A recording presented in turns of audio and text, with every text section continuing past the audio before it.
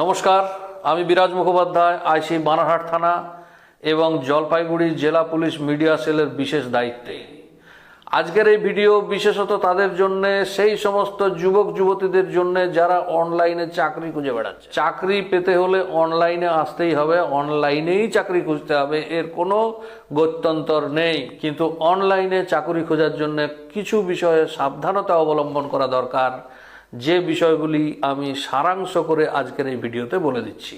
তো চাকরি প্রত্যাশী যুবক যুবতী যারা এই ভিডিও আমার এই দেখছো, তারা নিজেরা এটা অনুধাবন করো এবং তোমাদের সহপাঠী, তোমাদের বন্ধুবান্ধব সবাইকে এই ভিডিওটি শেয়ার করবে। এবং যে সমস্ত অভিভাবকগণ এই ভিডিওটি দেখছেন, তারা তাদের নিজেদের ছেলে মেয়েদের এই ভিডিওর ব্যাপারে জানাবেন। অনলাইনে চাকরি খোঁজার ক্ষেত্রে আমি যে সারাংশ করেছি তাতে মোটামুটি 10টি বিন্দু আছে।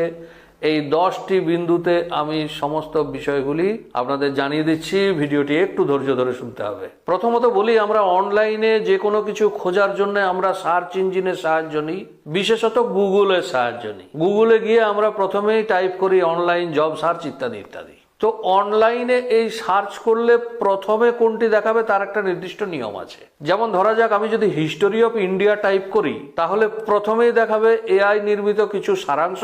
তারপরে যেটি সবার আগে আসবে সেটি হচ্ছে উইকিপিডিয়া, এবং দ্বিতীয় স্থানে যেটি আসবে সেটি হচ্ছে এনসাইক্লোপিডিয়া ব্রিটানিকা। তো কেন উইকিপিডিয়া প্রথমে আসে এবং এনসাইক্লোপিডিয়া ব্রিটানিকা দ্বিতীয় স্থানে আসে এবং অন্যান্য জিনিসগুলো তারপরে আসে? উত্তর হলো যে মানুষ হিস্টোরি অফ ইন্ডিয়াতে যারা যারা সার্চ করেন তারা সবার আগে উইকিপিডিয়া দেখেন, দ্বিতীয় স্থানে রয়েছে এনসাইক্লোপিডিয়া। অর্থাৎ জনপ্রিয়তার নিরিখে উইকিপিডিয়া সবার আগে, দ্বিতীয় স্থানে রয়েছে এই ব্রিটানিকা। তো সার্চ ইঞ্জিনের যে সমস্ত অ্যালগোরিদম সেট করা আছে তাতে জনপ্রিয়তার নিরিখে সবার আগে চলে আসছে উইকিপিডিয়া। তাহলে আপনি অনলাইন জব সার্চ যখনই লিখবেন, তাহলে যে সাইট সবাই সার্চ করে সেই সাইটটি সবার আগে আসার কথা। এবার একটি দ্বিতীয় উদাহরণ দেখুন, হোটেলস ইন মুম্বাই। এখানে কাকে প্রথমে দেখাচ্ছে দেখে নিন, আমি নাম বলছি না, কিন্তু পাশে লক্ষ্য করে দেখুন, এই যে এখানে স্পন্সর্ড কথাটি লেখা আছে। এখানে যে বোঝার বিষয় তা হলো, এই স্পন্সর্ড কথাটির অর্থ এই কোম্পানি গুগলকে সবার আগে নাম দেখানোর জন্য পয়সা দিয়েছে। অর্থাৎ এটা গুগলের একটা পেড সার্ভিস, গুগলের একটা বিজ্ঞাপন বিভাগ। উইকিপিডিয়ার ক্ষেত্রে কিন্তু কোনো বিজ্ঞাপন নেই, ওখানে কোনো স্পন্সরশিপ নেই। তো বন্ধুরা, এখন আমাদের ভারতে চাকরির বাজার এতটাই প্রতিযোগিতাপূর্ণ যে যেখানে একটা শূন্যপদ তৈরি হওয়ার সাথে সাথে ভর্তি হয়ে যায়, সাথে সাথে হাজার হাজার লোক ঝাঁপিয়ে পড়ে, সেখানে কোনো সংস্থা গুগলকে পয়সা দিয়ে আমার ওয়েবসাইট প্রথমে দেখাও এটা করতে যাবে না। অনলাইনে চাকরি খোঁজার ক্ষেত্রে যদি দেখো কোনো ওয়েবসাইট তোমাদের চাকরির অফার করছে, যে সাইটটি স্পন্সর্ড, যে সাইটটি গুগলকে পয়সা দিয়ে সবার আগে নাম উঠিয়েছে, তাহলে ধরে নিতে হবে সেই সাইটটি ফ্রড হবারই সম্ভাবনা। দ্বিতীয় যে বিষয়টি খেয়াল রাখতে হবে সেটি হচ্ছে এদের নিয়োগের দ্রুততা। বন্ধুরা, আজকের দিনে চাকরির বাজার আমি আগেই বলেছি প্রচন্ড রকম প্রতিযোগিতাপূর্ণ। সেক্ষেত্রে একজন ক্যান্ডিডেটকে সম্পূর্ণ দিক দিয়ে বাছাই করা হয়, নানা রকম পরীক্ষা নিরীক্ষার মধ্যে পাস করতে হয়। সেখানে 10 জনের মধ্যে 1জন 2জনের চাকরি হয়। সেখানে যদি দেখেন অত্যন্ত দ্রুততার সঙ্গে আপনাকে নিয়োগ করে নিচ্ছে, তাহলে ধরে নিতে হবে এই সংস্থার মধ্যে কিছু গন্ডগোল আছে। তৃতীয় যে বিষয়টি খেয়াল রাখতে হবে সেটি হচ্ছে যোগ্যতা এবং বেতন কাঠামো। তোমার নিজের প্রতি নিজের অবশ্যই একটা মূল্যায়ন আছে।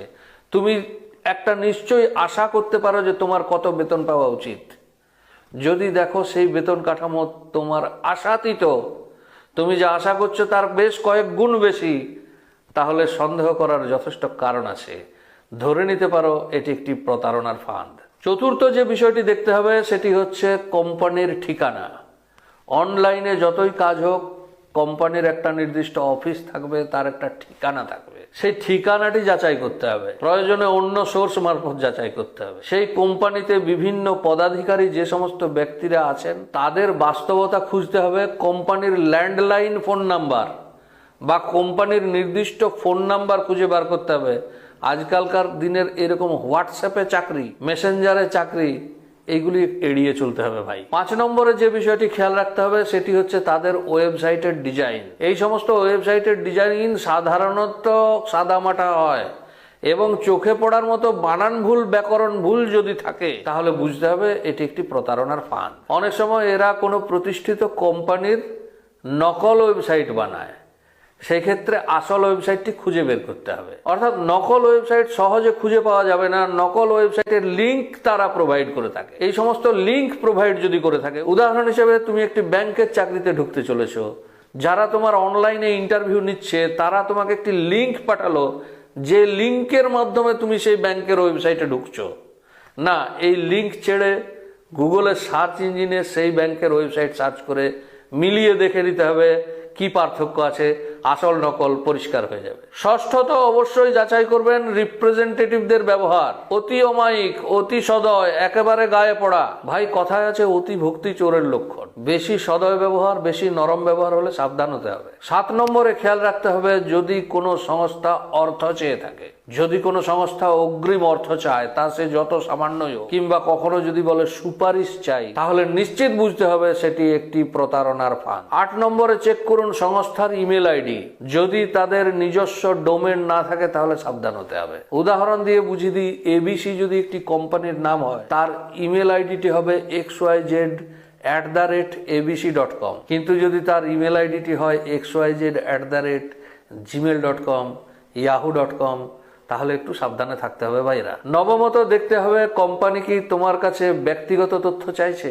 একান্ত ব্যক্তিগত তথ্য যদি চেয়ে থাকে তাহলে সাবধান হয়ে যেতে হবে, কোম্পানি প্রতারণার ফাঁদ হওয়ার সম্ভাবনা সর্বাধিক। আর 10 নম্বরে হচ্ছে অবশ্যই নিজের মন, নিজের সহজাত প্রবৃত্তি, তাতে যদি কোনো রকম সন্দেহের প্রকাশ হয় তাহলে সমস্ত দিক যাচাই করে নিতে হবে। দুঃখিত হওয়ার চাইতে নিরাপদে থাকা ভালো। তো বন্ধুরা, এই ছিল আজকের 10 দফা কিভাবে অনলাইনে চাকরি খোঁজা থেকে সাবধানে থাকতে হবে এবং কিভাবে চিনে নিতে হবে সঠিক ওয়েবসাইট এবং নকল ওয়েবসাইট। দর্শক বন্ধুরা, সাবধানে থাকবেন, সতর্ক থাকবেন। পরের ভিডিওর জন্য আবার আসবো আমি এই চ্যানেলে। ধন্যবাদ সবাইকে।